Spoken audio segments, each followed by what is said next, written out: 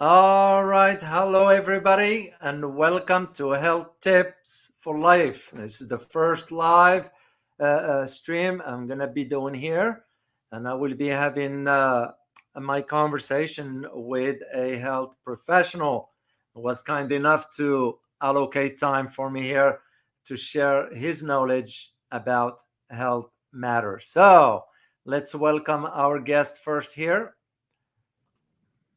Here he is. Hello, everybody. Hello, Dr. Hello, Dr. Stewart. Stewart. It's a pleasure to be with you today. Yeah, so So exciting. exciting. And I know And I some know of some of our our viewers, viewers, they kind they of kind of were saying, oh were my saying, gosh, oh my that's gosh, that's Ross. Ross. What they don't What they don't know know is is your your health health background. background. So if you will So be if you would kind be and kind just and just provide me with provide me with a brief a brief bio about bio yourself. about yourself. I'll be delighted to. The first is I have a PhD in psychology, and I've got that over 30 years ago. And I've seen somewhere in the neighborhood of 19,000 people, either in groups or individually. And that entire time, I've been working in clinical nutrition, and I'm certified in applied clinical nutrition. And so I certainly have a deep appreciation for what you eat, how you live your life, how you sleep, and then your goals and objectives all impact the quality of your life and your relationships. I can't tell you how many people I lost count. I used to ask this question. How many people, what is the number one conversation with God? And it's how much longer do I have to endure being here? Going, oh, that tells me they're not living the life they want to live. They're not even coming close to it. They're enduring it. And from what I can tell, as I've talked to the generations above us, they had similar but not as severe as young people today. And I spend a lot of time talking to young people, and they are really unhappy. And maybe in our conversation today, we can talk some about how come they're so unhappy. Yeah. Yeah. Well, Well, that's very that's very interesting. interesting. It's It's because at because least when I at was least when I growing was up, growing up, didn't have to didn't deal with have to deal certain with issues. certain issue. And now you And now find you out find people out are people are stressed, stressed, anxious, anxious, some not some not sleeping well, sleeping well, some not some eating not well. eating well, And it's and it's reflected on reflected their on their well-being. well-being. So is this So has is to this do with has to do with the the mental mental state or state what? or what? Let's go to probably the most important thing in terms of how a person feels, how energetic they feel, how alive they feel, and how happy they feel. Quality of sleep. And the rule is that people don't get restorative sleep and they don't get enough sleep. People can't function at full capacity on 6 hours or 5 hours of sleep. They can't do it. They are clinically, as measured clinically, they are subfunctional. They really aren't anywhere close to the level of operation that they're capable of as a human being. And we say, well, how did that happen? Well, let's try doing caffeine all day every day. You know, the typical thing is I get up in the morning and I need that cup of coffee. The stronger the better. Well, granted, it's going to give you a jolt of caffeine. But after that, iced tea and coffee and soft drinks that have caffeine in dramatically impact your ability to have restorative sleep. No two ways about it. That is a foundation piece of well-being and living your life on your terms, which I think is something that human beings should be striving for. While I'm here, I want to live my life on my terms. I want to accomplish the things in this life that I want to accomplish. So sleep is where it starts. Wow. And having no caffeine after 11 o'clock in the morning is a really good idea. And maybe sometime in the future we can talk about what the chemistry of that is all about. But it's very straightforward. And we've only known it for 50 years. So it's not like it's brand new information. I can remember looking at a study 20 years ago when it was already well understood. Interesting. Just for my viewers here that you might not know, beside your psychology degree, you also have a background in chemistry. Is that correct? Yes. Can you elaborate on that? Yes. I have for the last 23 years been working not almost primarily, but not completely primarily, on brain chemistry. I've been working with an organization called Neuro Research, and we have developed ways of overcoming depression, anxiety, insomnia, Parkinson's disease, and a number of brain chemistry issues that are all neurotransmitter related. Do it all with supplements. And I've seen about 2,900 people that have had dramatic results with. And it's through natural supplementation and changing diet that we've been able to bring about what seems to be miraculous results. Far, far better than prescription medications. And I work closely with the developers of this program for 23 years. Oh, what an education they gave me. Interesting. So a number of things that people think are something really wrong with me, maybe not. Maybe you're not getting the right kinds of things into your body that will give you optimum brain performance. We do it all through natural supplements. No prescription medications. Now, what role does nutrition, meaning the type of food you consume, plays a role in someone's well-being? I can't emphasize what a large role it plays.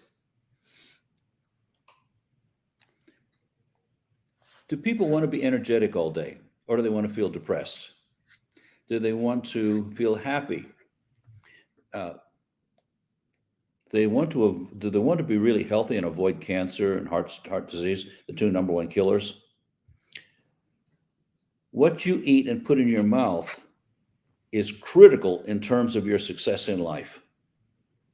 It's that simple. And let me give you what isn't a surprise to people in the nutrition field, but is a surprise to a lot of people. The number one thing to watch for when you eat is the oils that you use.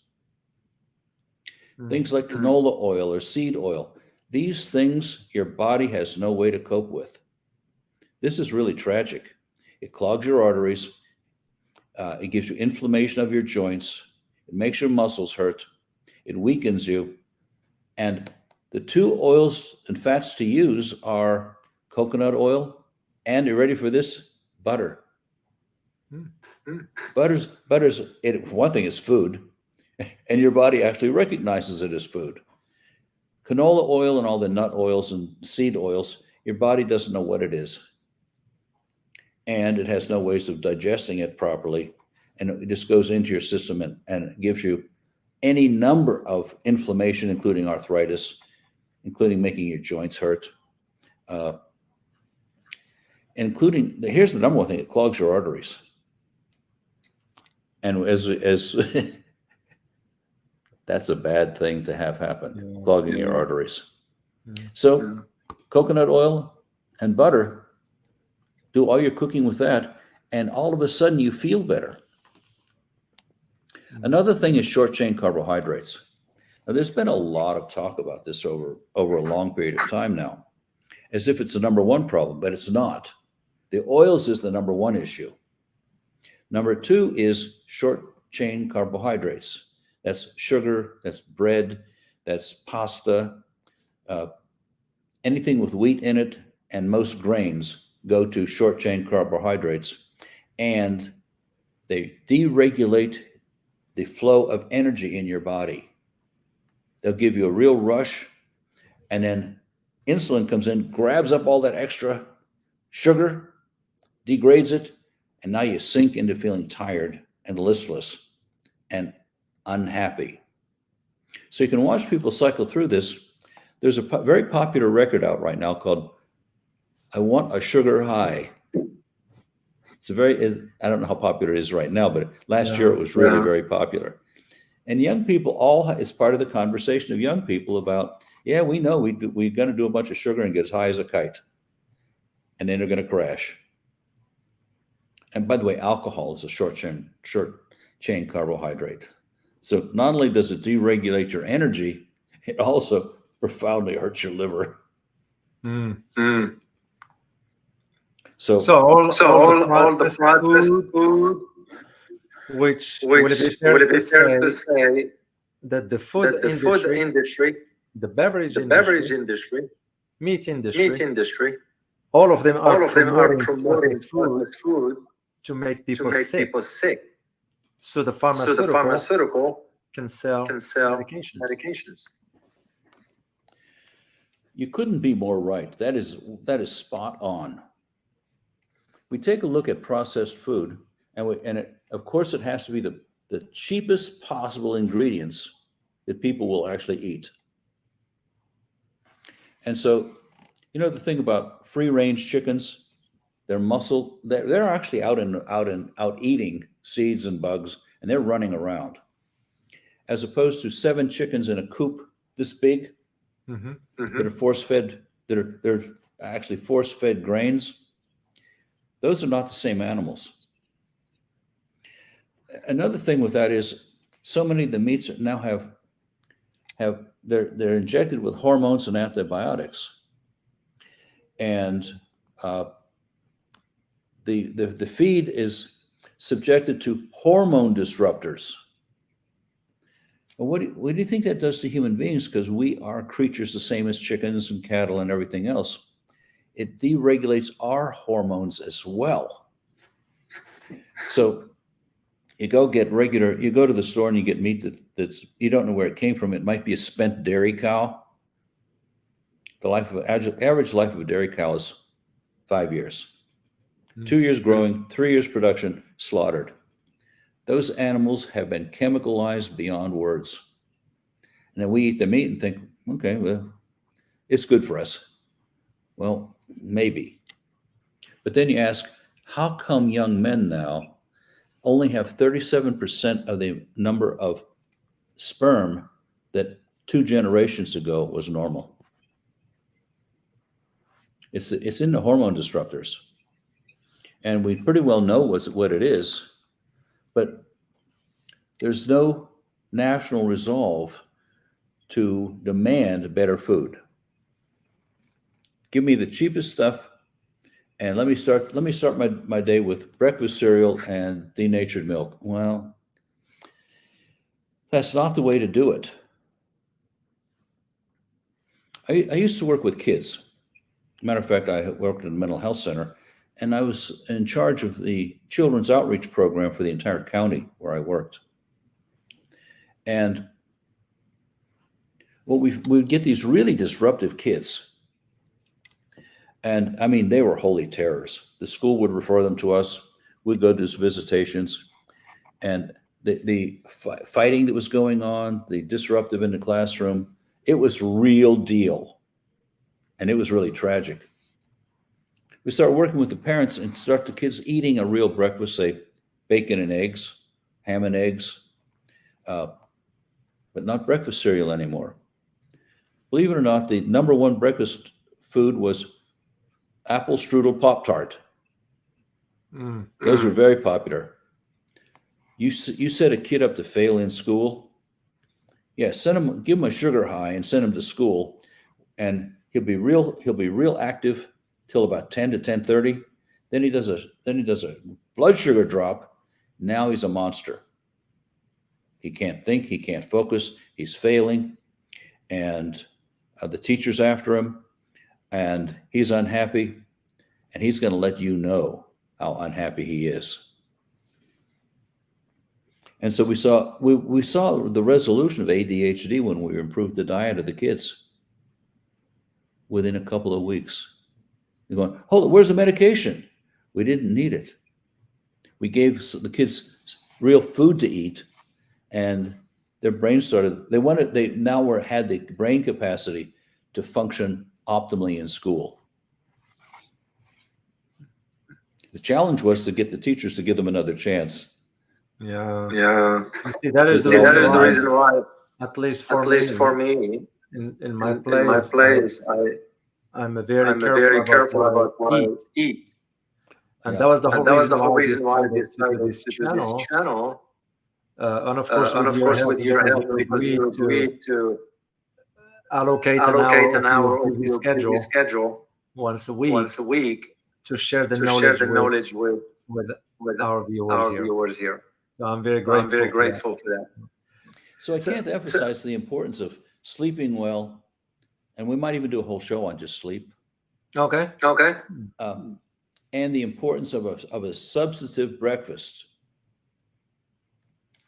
There was a big national scandal a few years ago. As a matter of fact, I'll tell you two of them. I was personally involved with one of them. A bus driver who in the morning, he actually, through the course of his day, he delivered 400 students to school, 30 at a time. And he did trip after trip. And what he did was he asked every kid what they had for breakfast. And he noted it on a piece of paper. The number one thing kids had for breakfast, which was almost 300 of them, is nothing. Then another 90 had this Pop-Tart strudel or some other short-chain carbohydrate. 7 kids had coffee for breakfast. These are elementary kids. Of the 400, 7 actually had a sit-down real breakfast with things like bacon and eggs and substantive food that would constitute what we would consider a real high-protein breakfast. And going, this is, and I talk, since I talked to so many parents about these kinds of things, I said, well, what's the story? And the parents were so tired and so worn out from their poor diet that they could barely drag themselves out of bed in the morning to get the kids up early enough to actually feed them something. But okay, I get it. Once I worked with the parents for a little while, they were actually saying, we're eating better, I'm feeling better, and I now have the energy to get up early enough to actually cook a breakfast for the kids, and I get them up early enough that they actually have some time for them to get an appetite, so they'll actually eat the breakfast. And then life just got a whole lot better. The second thing is, I was involved with an author named Campbell, who was the head of the veterinary department at Cornell University. And he headed a blue ribbon panel for the government on what the food pyramid should look like. And I spent several hours with him. He was a wonderful man. And he said, so here's what we decided. What should people eat? Well, they should eat a lot of vegetables. They should eat protein in the forms of beef, chicken, fish. Then they should have fats such as avocados, butter, and other kinds and fatty fish like salmon. And then he said, at the very tippy top, a slice of bread, a piece of candy. And he said, so we submitted our report to the agricultural department, and it was a blue ribbon panel of national experts in the field. And he said, we submitted it late in the afternoon on a Thursday. On Friday morning, we each got a court order telling us not to publish these results. He said what they did is the agricultural department turned the food pyramid upside down and said, Start your day with a bowl of cereal and toast. Mm-hmm. He said, we really did the research. He wrote a book called The China Study, where he went to China and found where the people lived the longest. It's where they eat primarily vegetables, then meat, and then some rice. And as Campbell's reward for doing this, he lost his chairmanship of the veterinary department at Cornell University. The government just hammered him. Wow. So what you have is, there are any number of people who know what I know about the food pyramid and what you should be eating. Fatty fish and vegetables is as good as it's going to get for human beings. I personally eat sockeye salmon 3 times a week. You could say, well, that's pretty expensive. Well, what's your health worth? And it's not like you eat $20 of it at a time. You buy a pound of it, and that's 4 servings. And it might be $19, but it's like $4.50 a serving. So there's a lot of real high quality information out there about what you should be eating. Now here's the correlations. You live longer. Well, some people think that's a good thing. You sleep better. You're happier. You're more productive. You're able to think more clearly, and you're able to think for yourself as opposed to being so tired that you have to go along with what other people tell you. And there's a whole lot of that going on in this country, and I think around the world. People believing what the news media tells them.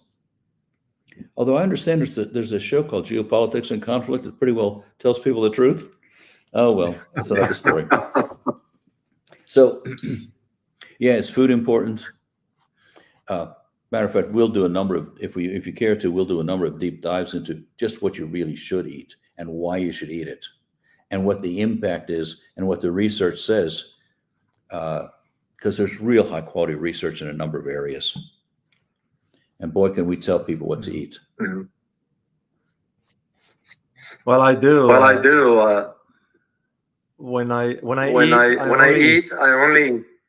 And by the way, there is an echo on this. I don't know why. Sorry, guys. Sorry. I only eat 2 meals a day. I don't believe in breakfast, lunch, dinner. I do one meal at about noon, and I do my dinner at about 18 hours. That's it. I cut down on carbs. I only eat, for example, the midday meal. I'll do mignon, piece of meat, steak, whatever. 2 eggs. Oh, this bacon. Yeah. Cheese. Olive oil. Butter. Oh, good. Butter. And my cup of coffee. Olive oil as a dressing, not to cook with. Olive oil is excellent, and there are any number of studies that show terrific benefits of olive oil as long as you don't degrade it to a harmful oil, because you can heat it up and ruin it.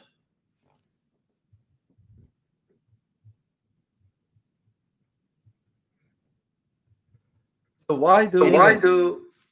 Yeah, go ahead, Raj. Your 2 meals a day is brilliant. Human beings thrive on the time from, let's say you're going to eat at noon and you're going to eat at 6 o'clock, 6:30, something like that. Yes. And then you fast for the rest of the time.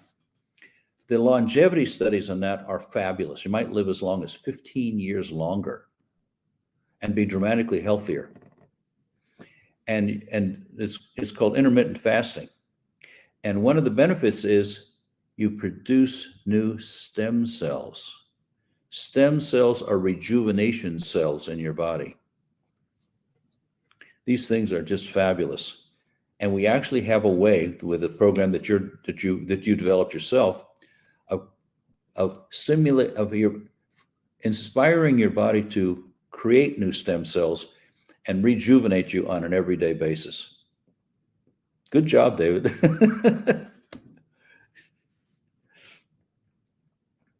I've gone to 2 meals myself, and because I load breakfast with protein and fat, I never am hungry. What most people don't know is your body's actually designed to at a cellular level convert fat to energy. And if you load your body up with the right kinds of real healthy fats, it'll ignore sugar and short chain carbohydrates for energy and go to fat, and you don't experience being hungry. You actually get to select what you eat, not crave candy or cake or bagels or whatever. I did notice here in the US, the millennial young generation sort of they don't have enough energy. You're looking at someone in his mid-20s, looks aged, and there is no drive, there is no energy. Is this tied to the environment that we are, the toxicity, the air? What do you think, Ross? It's complex, but it'll make it as simple as possible. Each generation in America is getting weaker, and the genetic material they pass on is weaker. So the generation that's here now is 3 generations weakened by bad diet and air pollution and other kinds of pollution. There's not a question about it. It's in the scientific community, it's well known. And it gets worse because the degradation of the food source. Right now, I think there are 180,000, let me repeat that number, 180,000 chemicals being pumped into the environment through our food, through our water, and through our air that are man-made, that are not good for human beings. And it's impossible to know the impact of all that stuff. And for one thing, no one's doing any research on it. The second thing is all the foods, without much exception, the insecticides have hormone disruptors in them. So you eat the vegetables, you eat the grains, you eat the meat and so on. And to kill the insects, they put a hormone disruptor in. But it affects human beings as well. And so you take a look at somebody who's, say, 25 today, they now have their parents, their grandparents, their parents, and themselves have now had hormone disruptors in them for 3 generations. And it's measurable. We talked a little earlier about low sperm count. This could get so low that people can't reproduce. Headed that direction. And that's for openers. The next thing is the water source is now so polluted that there's no way to purify it. You can't get the stuff out of the water. And it's largely all the water in the country. You're going, oh, this is a really big problem. Well, yeah, it is. The next thing is so many things come in plastic. And I'm going to use this as an example.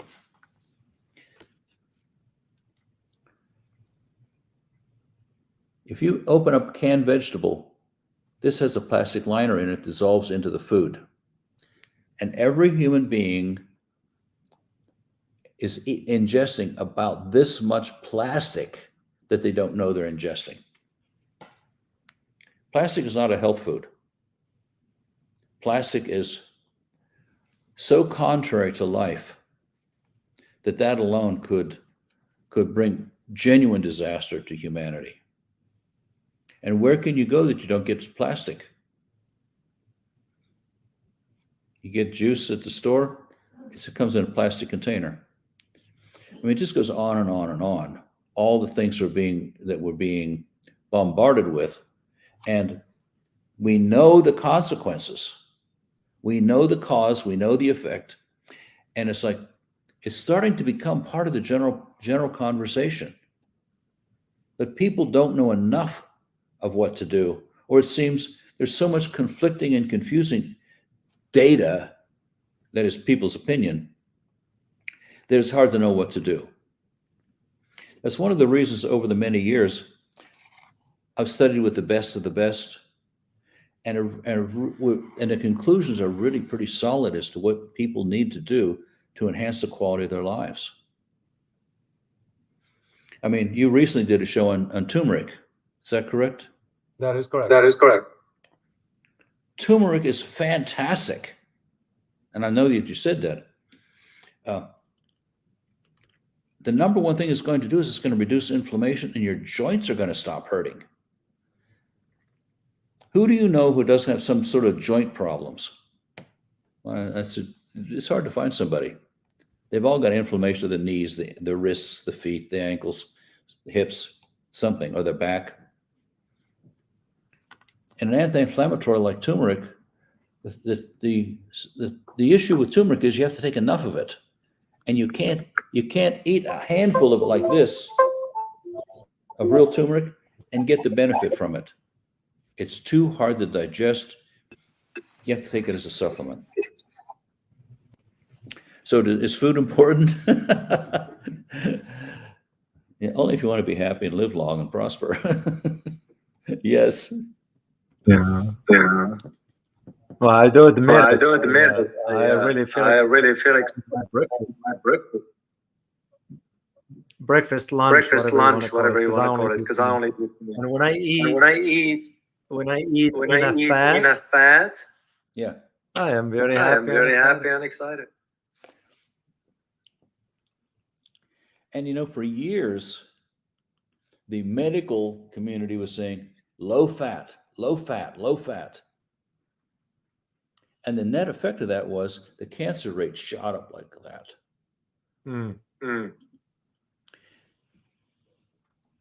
Fat is the right kinds of fat actually prevents cancer. And it was something like a 39% increase in the rate of cancer for people who went on the low-fat diet. Of course, what did they eat? Short-chain carbohydrates, because they were starving. And it poisoned them. And they got an unjust reward for listening to the medical community. Matter of fact, I just recently ran into a doctor who said, "Aren't you on a low-fat diet?" No. And when asked why not, I said, "Because I can read." Didn't mean to be silly, but I was. Well, that's why the doctors here in the US, the moment you do a blood test, for example, and they'll see your cholesterol at 240, 248. Oh, it's too high. We need to put you on statin. I was like, they're poison, they'll kill you.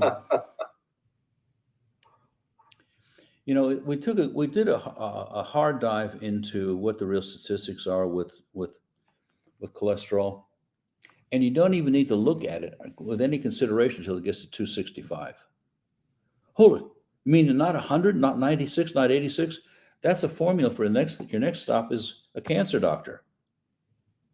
You must have enough cholesterol for a couple reasons, and there's a couple of kinds of different cholesterol. One is if you don't have enough fat, you can't make hormones. If you can't make hormones, you can't function. There's a really popular illustration that went around it was a joke, but it wasn't a joke.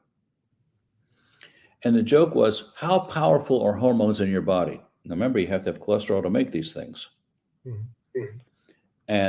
And what happens is these hormones go, for example, they go to a red blood cell, and you watch the hormone on a microscope go into that cell, and you see the darn cell light up, actually light up with activity.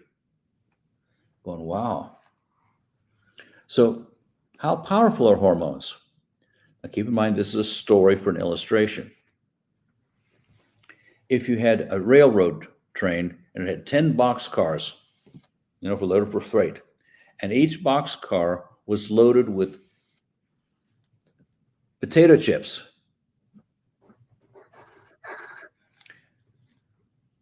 One grain of salt, one molecule of hormone would salt the entire trainload of potato chips.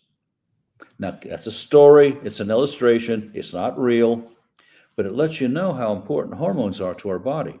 So you start doing things like, let's reduce the fat, let's reduce the cholesterol. Well, now you can't make them.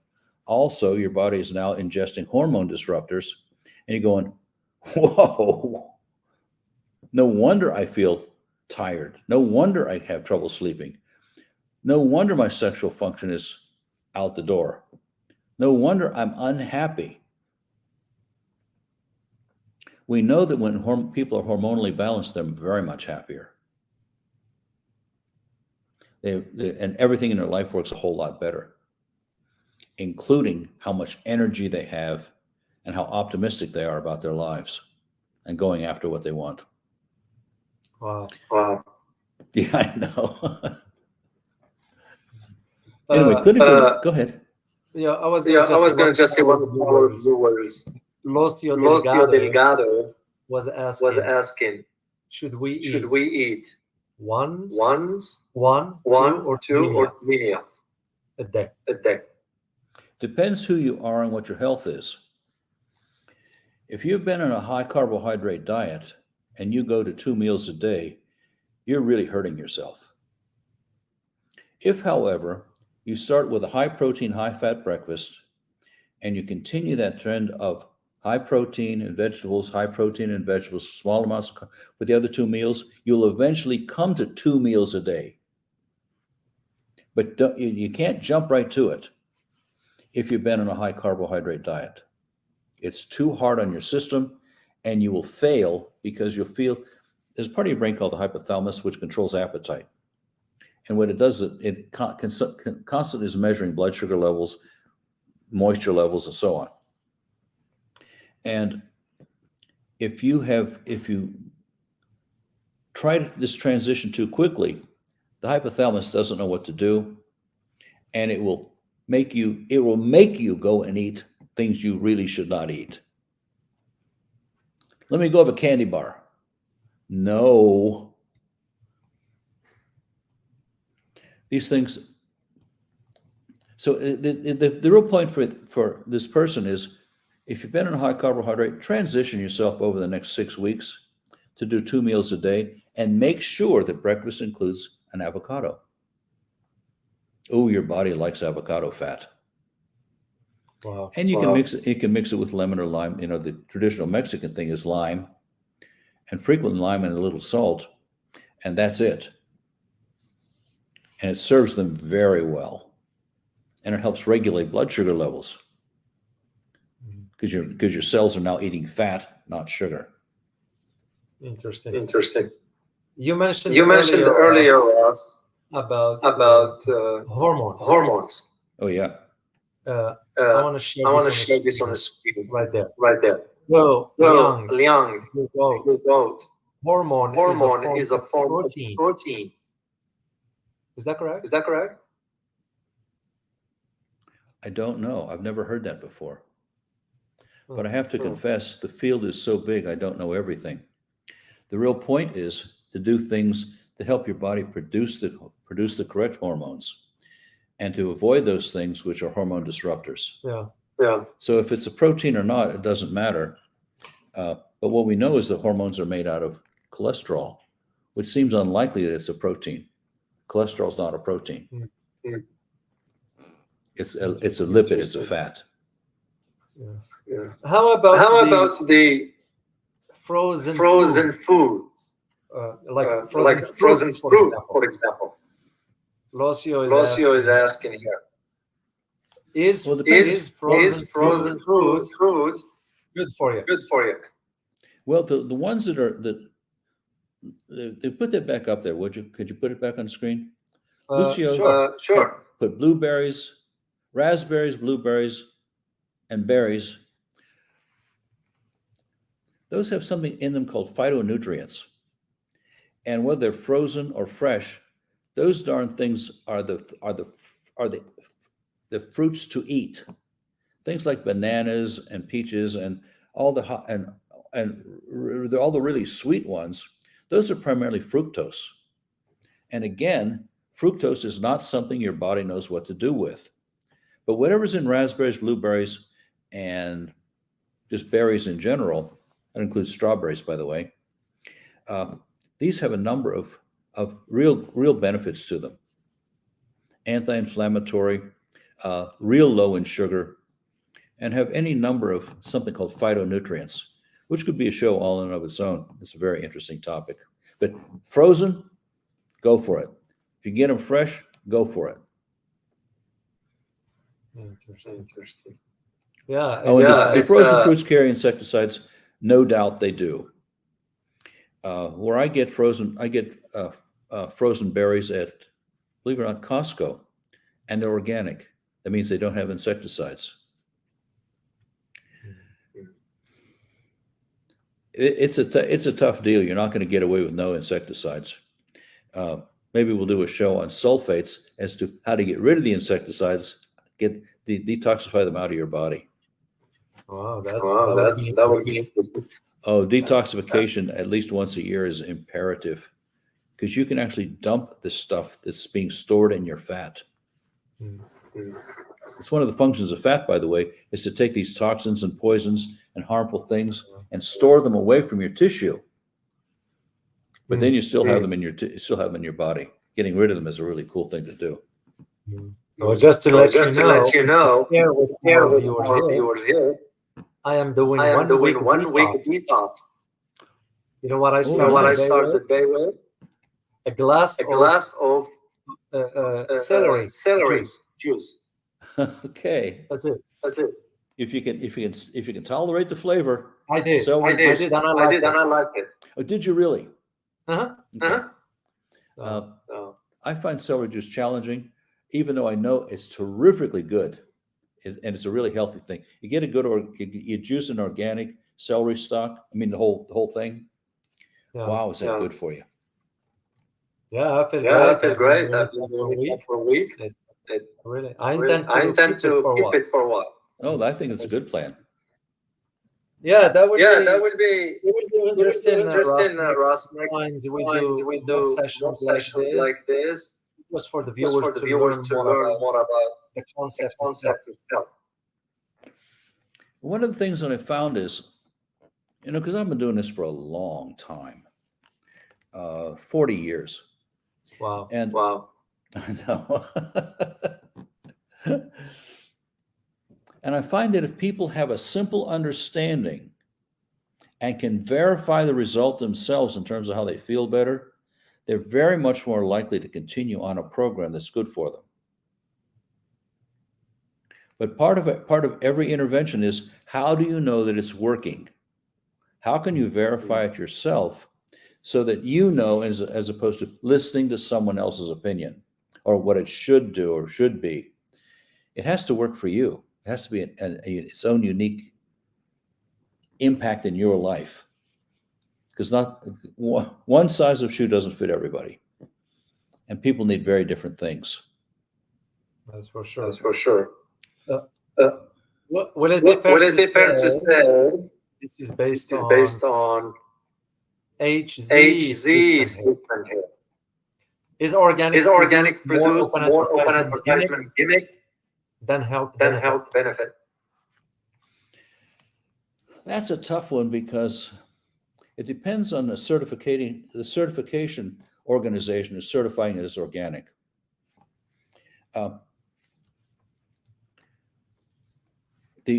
I've seen studies that say people can tell the difference between organic produce and regular produce because it tastes better.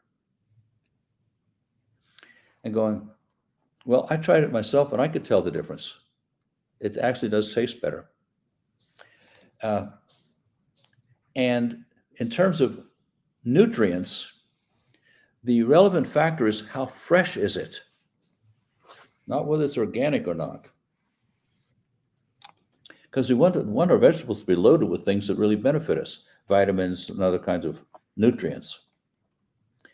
And I go for organic because I think it's a better chance that you're not going to put the hormone disruptors in the organic fruits and vegetables.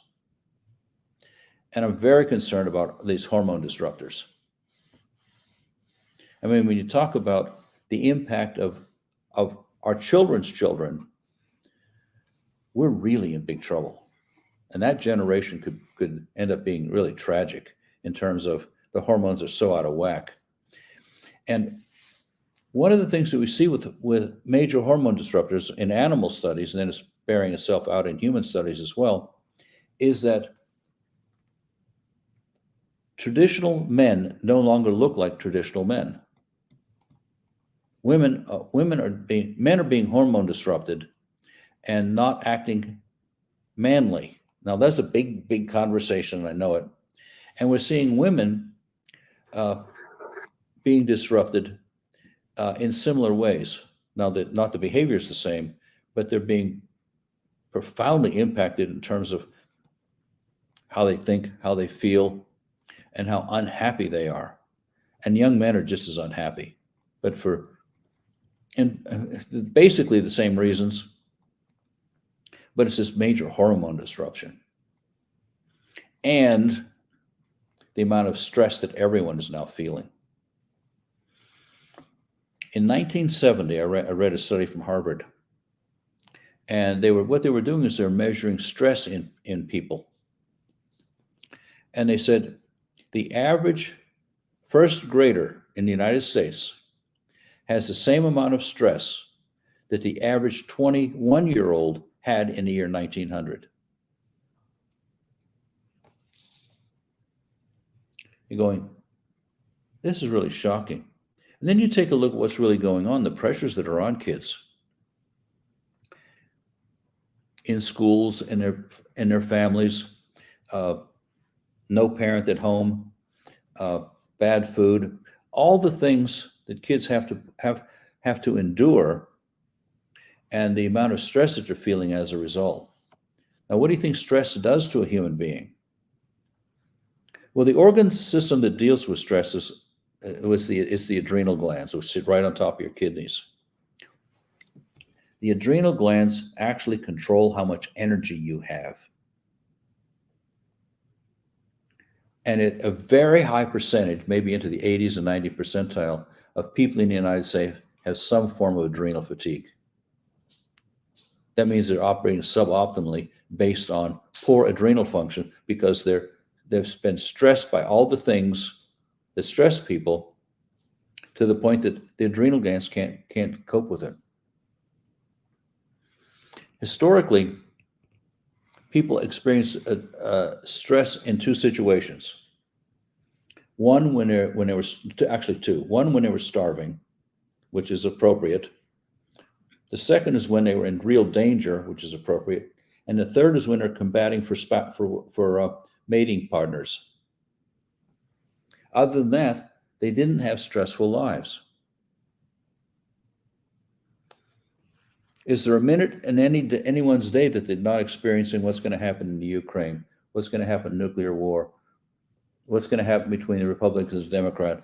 I mean, the conflict is constant, and the negativity of the entire culture impacts people profoundly and exhausts them. So yeah, is stress important? Yeah, and coping with it is finding strategies to deal with the stress that we're under is tremendously helpful in terms of a person enjoying their life, focusing on what they want to focus on, and living longer and healthier. Wow.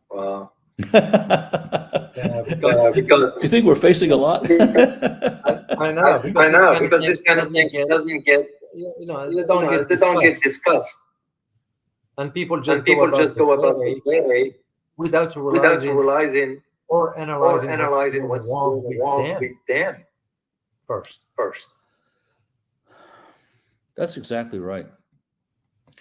And as you and I discussed previously, one of the main things that's going on is people are being distracted onto things that are meaningless, as opposed to paying attention to the things that are truly important.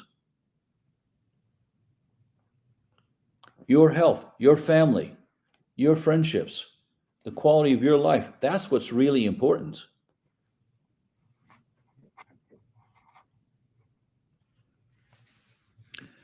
Yeah, we've got a lot of things to talk about because there are solutions to most of these things. On an individual level, I don't know. On a societal level, I just really don't know. I'm in conversations with some really wonderful people about how to make a much bigger impact. And you and I have discussed this over and over again. And I'm now in the field of healthcare and mental health, primarily focused on how do you make a real difference. And there are solutions to most things. Well, that's why I'm very grateful to you that you this hour to share with our viewers here to start to learn about health matters and so forth. If people will let me know what they're interested in knowing about, I'm happy to share what I know with it or do enough research in it to give people a real insight as to what's going on and what to do about it.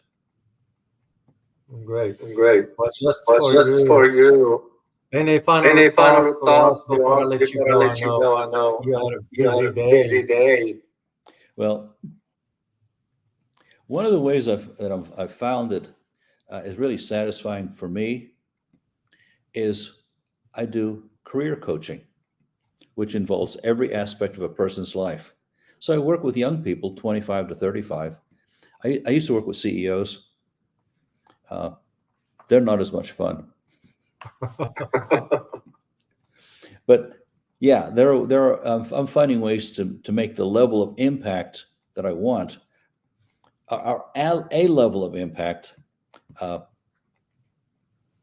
the main thing is get good sleep. And we'll do a show on that maybe if people are interested. Well, great. Well, I'm very thankful. I appreciate you, Ross, for carving out time for me here. Look forward to seeing you next week.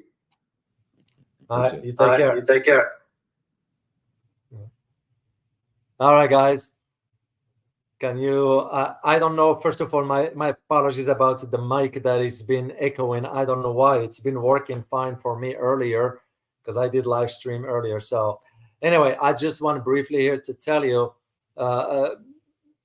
I'm very grateful to Dr. Stewart. So because I had a talk with him, and that was the reason why you guys didn't see him with me on the geopolitics in conflict, is because that's his field.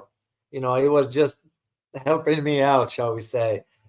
This is where that's his profession. He's been doing it for over 40 years. And when I talked to him, I said, hey, I have an idea I'd like to launch a health channel, basically just to share with the viewers about the importance of at least nutrition and so forth. I am lucky because I have access to one of the best nutritionists. Yeah. So, and I'm also lucky because I know Dr. Stewart himself. So when we sit down and have a talk and conversations, he gave me some pointers and I could tell the difference in my health, you know, because I used to eat a lot of bread and pastries. And when I fly to Paris and all that, cut all that stuff out. It's because it's problematic. So, and now I am finding out a different way of approaching how I eat. And like I said to you guys, I only eat 2 meals. Once a year, I fast for a whole month, and I see a big difference. So that's and I'm like, well, I better share this knowledge with the viewers here, because what's the point of learning? And this is why Dr. Stewart agreed to allocate 1 hour out of his busy schedule once a week to come on here and share. We're going to figure out this echo thing. Rest assured, guys, I'll make sure of that next time. But again, for him as well is the idea of sharing knowledge. I know he's busy with his coaching, counseling he does and all that, and he is busy. But at the same time, this means a lot to him also to share that knowledge. And that is what I wanted to do. And that's why I am hoping to grow this health channel for us all to learn, because, a healthy body, a healthy mind, it's very important. So I hope you guys find this very informative.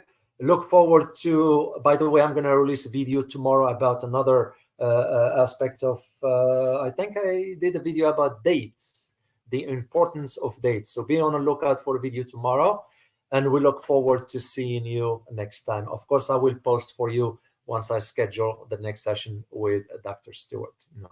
As always, guys, remember, your health is your best asset. Till next time. Bye-bye.